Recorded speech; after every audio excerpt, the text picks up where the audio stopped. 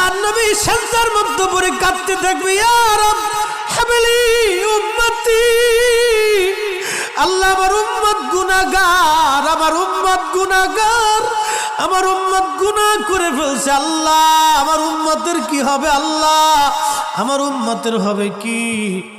আল্লাহ পাক ডাক দিয়ে বলবেন, হাবিব আপনি আর সিজদায় পড়ে থাকবেন না, মাথা উঠান। আপনি কাঁদেন কেন? মেহেশর তো আপনার কান্নার জন্য না নবী, উঠেন, আপনি মাথা উঠান।